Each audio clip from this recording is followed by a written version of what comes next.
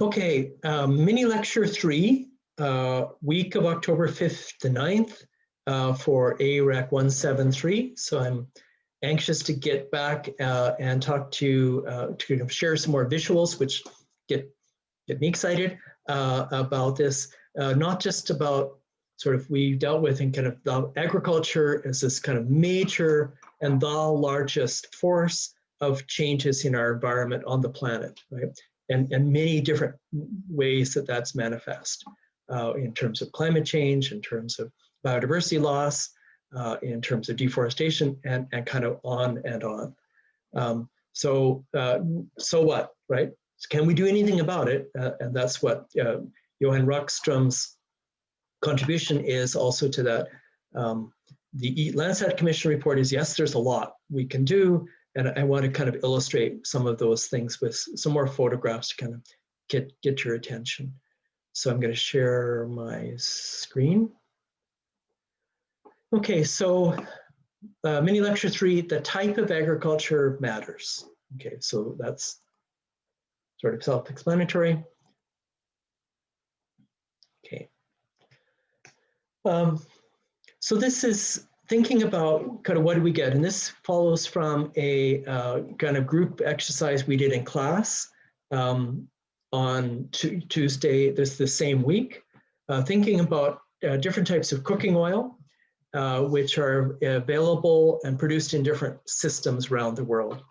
So I invite you to consider this case, which is a canola field in Alberta, which then that canola may go into an inland terminal, which is shown there behind the train. That's an inland grain terminal. The train that is loaded onto then carries that canola possibly to some crushing facility, possibly in Saskatchewan, and then is put into large containers, perhaps shipped to Europe or perhaps shipped to China. China has traditionally been a very large importer of canola oil from Canada, as has Japan. So Asian markets are very important. Canola is the #1 crop in Canada, #1 over wheat. So these are images of growing canola. So this is a harvesting which has just been wrapping up in Alberta here in the upper left-hand corner. And then you can see the rest of the production, and you can see that showing up on a supermarket shelf in China, which is, you can see that lower left-hand corner, it being canola oil being displayed with other oils on a supermarket shelf in China. Compare that to palm oil, which is produced in Indonesia. So not all palm oil in the world is produced on former peat forests, but much of it is. So this shows the peat forests, which are these rich, carbon-rich soils along coastal areas in Indonesia, but elsewhere in Southeast Asia, but largest in Indonesia.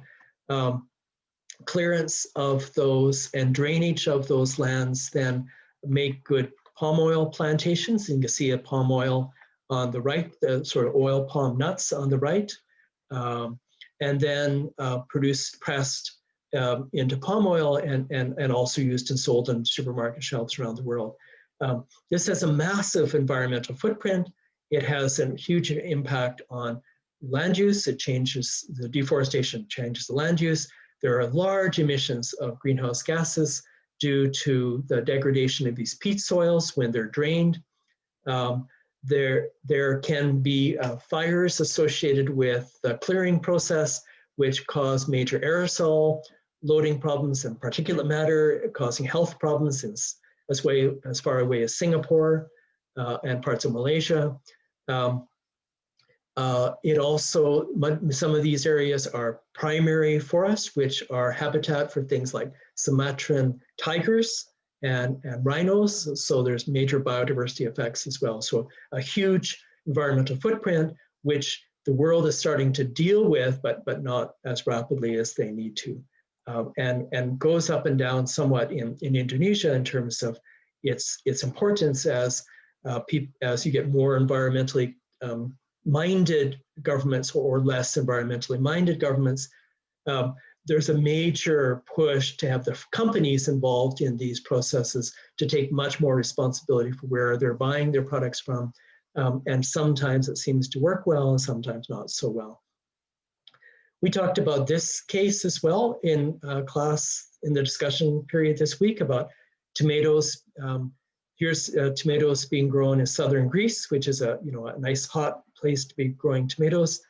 Especially perhaps in the winter when they're not growing so well elsewhere in the European Union. And then an interesting case is the Netherlands.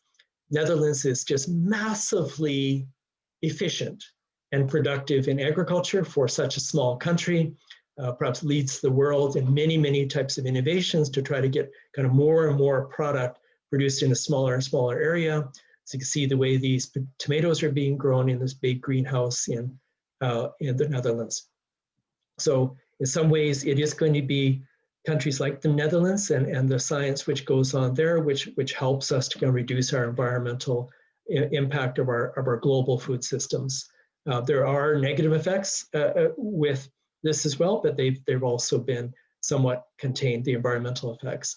We talked about how just the way that say a tomato sauce is packaged can have a big impact on a big effect on its environmental impact. So glass is pretty energy intensive and therefore emits a lot of greenhouse gases and is really actually unlikely to be recycled. And therefore something less sexy, for example, is this tin, which actually may be another source. And you can see we've got a non-GMO tomato here. Most tomatoes in the world are non-GMO. So this is a little bit of a labeling issue as well. Okay, let's see. So we talked about this one before. We talked about a couple of these things in the past about how you produce matters. We talked about this. I showed you the groundwater are irrigating by a diesel pump, you're irrigating with solar panels. When you drain wetlands, you may create the conditions for flooding in later years. So this is a flooding event from southern Alberta. So that drainage, having no places in the landscape for water to naturally collect may mean you have more generalized flooding. So here's a great wetland, which is well conserved on the farm of my friend Don Rizika, who farms in about 2 hours south and mostly west of Edmonton. And then we have this rice plateau, the honey rice plateau. How do we so crops and plants need nutrients to grow. They need nitrogen, phosphorus, and potassium and other nutrients which are in the soil. Some of these are naturally in the soil, but then as we grow our crops, we draw them down. How do we replace those when we draw down nutrients? This is what we do primarily in Canada. Alberta and Saskatchewan together are one of the largest producers of fertilizers in the world, right? Because of our rich natural gas reserves here in Alberta, we are home to at least 6 major nitrogen fertilizer production facilities. So here's Redwater Nitrogen in Redwater, Alberta, which is east of Fort Saskatchewan, which is northeast of Edmonton, in Sturgeon County, producing nitrogen fertilizer. You see there on the right using the Haber-Bosch process. So here's an energy. We have a lot of that type of energy. We're producing something that the world needs from it. Also happens that we have here in the prairies major deposits of potash, which then is refined into potassium fertilizer. Here's a mine. So this is in seams, which are something like 3,000 feet under the surface of the earth. This is the mine that I worked in for one of my summer holidays, the potash mine at Brokenville, Saskatchewan. And that head frame, the red head frame sticking up there on the left, is the tallest structure in Saskatchewan by at least 100 feet. So it's about 400 feet tall. It's not as tall as our biggest buildings like a Stantec Tower here in Edmonton, but it's the big deal in Saskatchewan. This is a miner. On the left-hand corner is the miner. You can see the drill. There's a big kind of wheels which rotate around pretty slowly, and they have diamond tips, and they scour the potash down, and there's brought into conveyor belts and then taken up to the surface where it's refined. So it's fascinating that we actually are, besides being a major producer of things like wheat and canola here on the prairies, we're also major, probably more important in some ways as producers of inputs.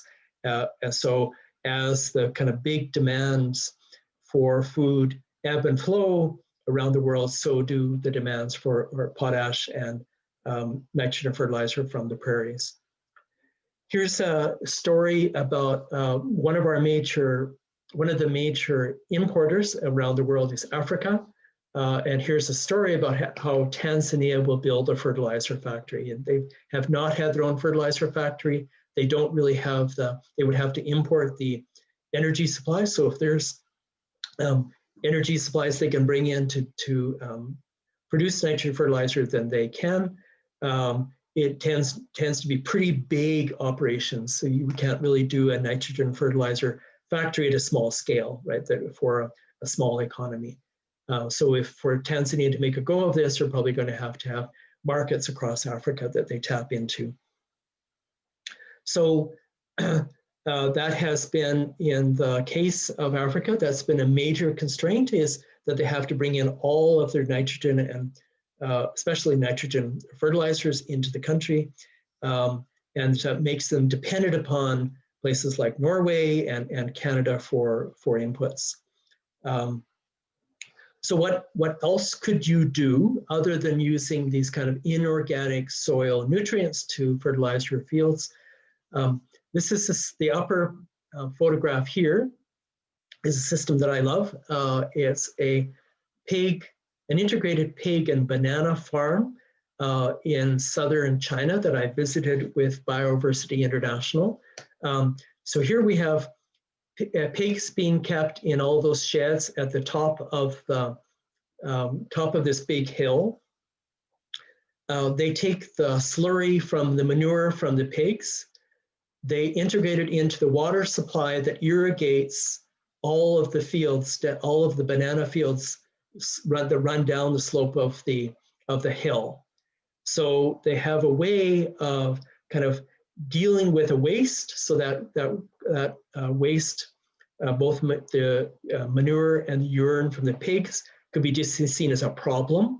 Here they're making it into a resource and something that they can use to produce these bananas, and then kind of follow the food safety challenges to make sure that the bananas are produced in a healthy way. So this is a pretty ingenious system of kind of harnessing a nutrient cycle and using gravity to produce this. So there's virtually no energy other than gravity that runs this system. Another way that we can replenish nutrients is with slash and burn agriculture. And if that's as shown here from a case from Indonesia in the lower left corner, slash and burn agriculture can be sustainable if you have very low population relative to the area that you need to clear, and you have a large area of forest. You may be able to cut down the trees, burn them, have the organic matter from the trees go into the soil. It's nutrient rich. Plant your crops there for a few years. Use that accumulated nutrients from the ash to grow your crops.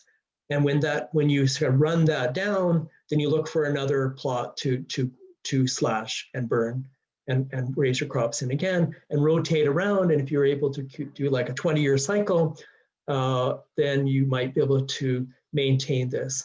This system has been practiced for many years and centuries in Southeast Asia. It's getting to a point where there really just can't be long enough follow cycles to replenish the soil. So these sort of systems kind of easing out as its importance over time. Another way to bring trees into your system on an ongoing basis are certain types of trees which scientists euphemistically call fertilizer trees. So here's an example of a fertilizer tree, a tree which has very, very deep roots. So this is the Faidherbia albida. It has deep roots. It therefore can draw water from much and nutrients from deeper in the soil than can the crop. So there's a maize crop here growing underneath it. It brings the nutrients and the moisture up and grows leaves.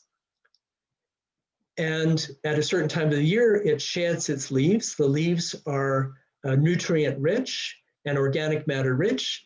They drop down to then become the kind of substrate for the maize crop to grow in the next year. And the magical thing about Faidherbia albida, one is that it fixes nitrogen in the soil, so it's a leguminous tree, there are lots of other leguminous tree, and it also sheds its leaves at the time when the rain is starting, which is just the time that's good for those leaves to be on the soil. And they don't grow much during the crop growing season. They mostly don't compete for sunlight and nutrients or water at the same time as the crop's growing. They're using it at that kind of off season. So it has what's called a reverse phenology. Who knows why it has this, but it's very, very, very good as a fertilizer tree to integrate right into your fields. And so farmers in Malawi and Zambia and other parts of Africa have adopted it as part of their kind of sustainable agricultural system. It matters how we cultivate the soil. These are different ways that soil is cultivated in different parts of Africa. So all in northern Tanzania, you can see all three of these ways of cultivating. If you have trees there, the tractor may not be so happy. So there might be a kind of an interaction between the type of cultivation you're using and the viability of different ways of, say, amending your soil. But these matter for their environmental effect. They matter also for their human effect. I'm just going to finish with a couple livestock examples. Here's an example in the upper two photographs of dairy production in using dairy breeds in the Mount Kilimanjaro area of Tanzania that I visited last year, and we've students and my wife and I have had a connection with them for a few years, and have sent a few students from my other class to work with them. And you can contrast that, the environmental effect of that to the Alberta farm. The manure certainly for this produced by this zero grazed animal is then gathered as both the urine and the manure and used as a fertilizer. And we have less need for that or use of that in the Alberta context. Here are different cattle production systems, and we talked about this as an example in class as well. So think about a grass finished farm. So these are both in southern Alberta. Don Rizika's farm in, as I said, southeast of Edmonton, and he practices holistic grazing. So you can see a single strand of wire there, which is electrified, which he moves, and he moves his herd every few days, and he practices what is called holistic management. So there's a certain philosophy of kind of ecology and kind of replicating ecological processes that is done by Don and others who practice holistic management. On the left side, we have a photograph of a kind of traditional feedlot where cattle are finished and fed, primarily barley products in Alberta. where Don's farm primarily fed grass throughout the year. And then I kind of contrast that to a system in the highlands of Lesotho, where I worked between 1984 and 1987. So these are Angora goats, which produce mohair, which is harvested there, a major cash product, as well as the meat is used by farmers there.